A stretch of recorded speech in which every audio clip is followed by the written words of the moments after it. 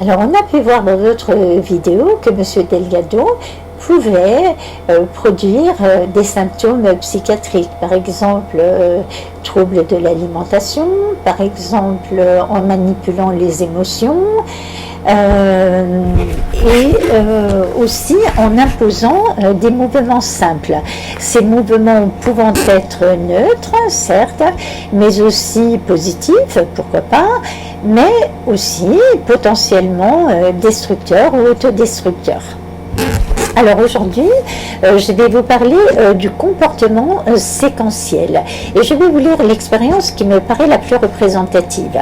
Donc, il s'agit d'un singe qui s'appelle Ludi et qui a un contact dans le noyau rouge. Le noyau rouge, c'est une partie du tronc cérébral. Je vous laisserai regarder.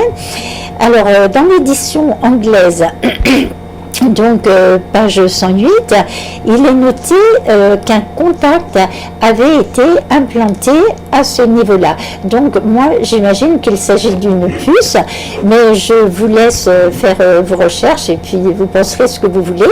C'est page 146 de l'édition française et 108 de l'édition anglaise. Alors, quand on le stimule pendant 5 secondes, les effets suivants apparaissent. Interruption immédiate de l'activité spontanée en cours. Changement d'expression faciale. Donc, j'y reviens. Attention à l'interprétation des expressions. Cela peut être induit. Expressions et micro-expressions. Rotation de la tête vers la droite. Prise de la station verticale sur 2 pattes arrière. Marche en cercle vers la droite. Marche sur 2 pattes en équilibre parfait avec usage des 2 bras en guise de balancier pour maintenir l'équilibre.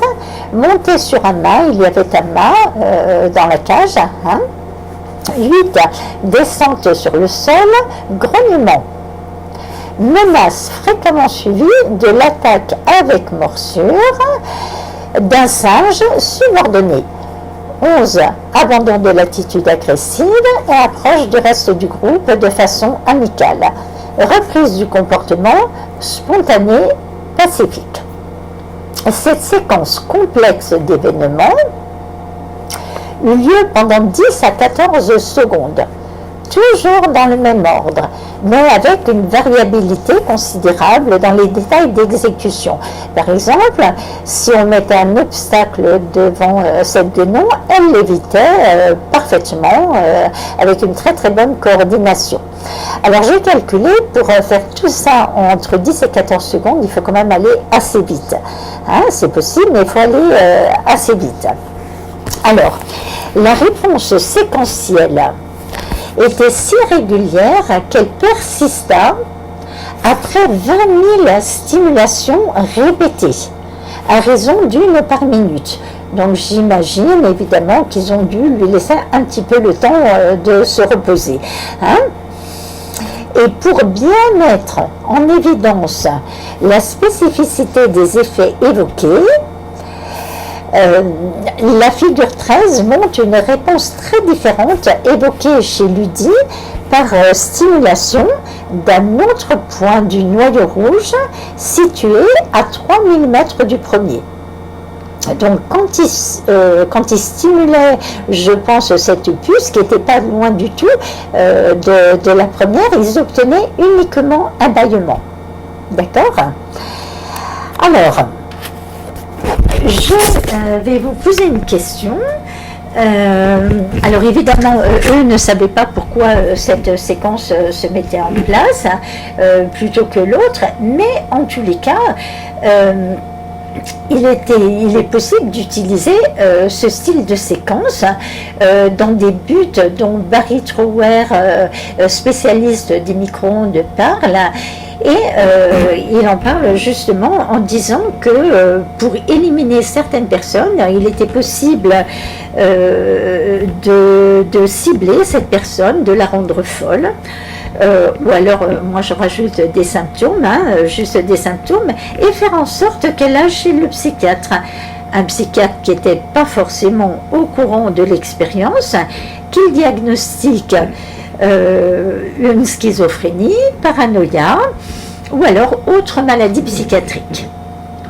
Alors, je vous laisse imaginer, en tous les cas, moi j'ai réfléchi, je me suis dit que les autres animaux de la cage ont dû être traumatisés aussi.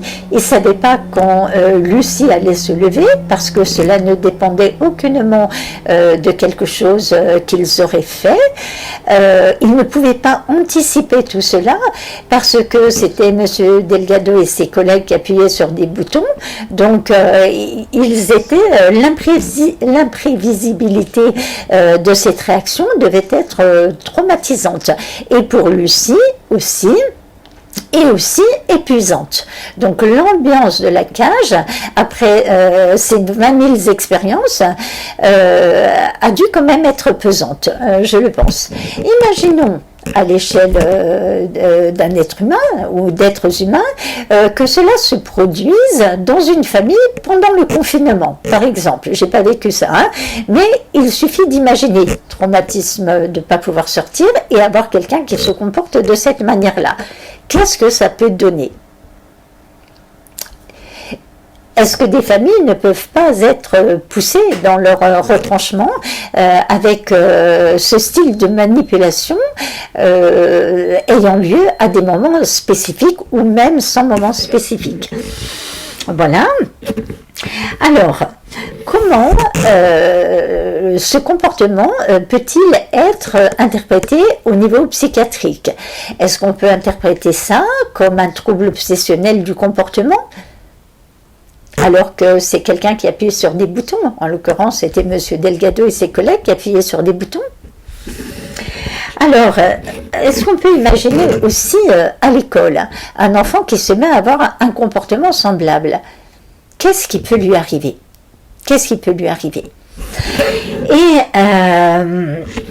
Et là, je vais vous parler d'une information que j'ai entendue à l'époque où je prenais connaissance de ces choses-là. Donc, c'était à la radio. J'ai pas noté tous les détails parce que j'étais en voiture. Hein, donc, voilà, je sais pas si c'est une loi qui existe déjà en Chine ou alors si c'est un projet de loi. Mais il nous était parlé donc du projet d'enfermer les parents en prison parce que eux trouvaient que s'il y avait un problème avec les enfants, c'était forcément de la faute des parents. Donc, les parents pouvaient se retrouver enfermés si un enfant avait un mauvais comportement. Alors, comme mauvais comportement à l'école, celui-ci se pose là. Hein. Si vous imaginez qu'un enfant se met à avoir ce comportement dans une classe, et ben ça perturbe toute la classe, la maîtresse, etc. Et lui en premier. Mais en l'occurrence, est-ce que c'est la faute des parents ou la faute de quelqu'un qui peut manipuler à distance? Et comme je vous l'ai dit souvent, ça se faisait très facilement il y a très très longtemps, mais les technologies ont beaucoup évolué. Si un enfant subit ce style de choses, d'accord? Déjà, c'est traumatisant pour lui, traumatisant pour l'entourage. D'accord? Pour les parents et pour la maîtresse et les camarades de classe. Hein? Et si en plus, ses parents se retrouvent en prison, eh bien,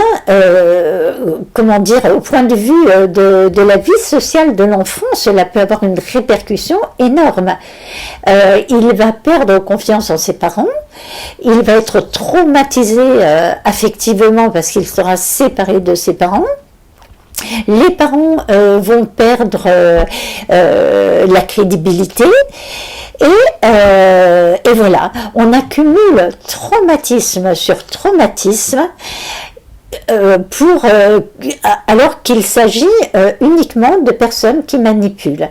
Alors, je pense que je soumets cela à votre réflexion en faisant justement appel à tous ceux qui pourront imaginer les conséquences que cela peut avoir, hein, et en demandant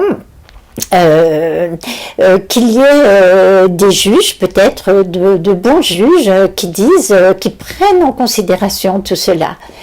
Parce que je pense que mettre en prison les parents n'est pas une solution, parce que si ça se trouve, et certainement ils ont fait très bien leur travail, ce n'est une solution ni pour eux, ni pour les enfants, ni pour les manipulateurs, et qu'il faut qu'il y ait des enquêtes qui se fassent, mais d'une manière très ouverte, c'est-à-dire pas simplement des spécialistes, parce que malheureusement il peut y avoir de la corruption, mais voilà, que le sujet soit placé sur le tapis.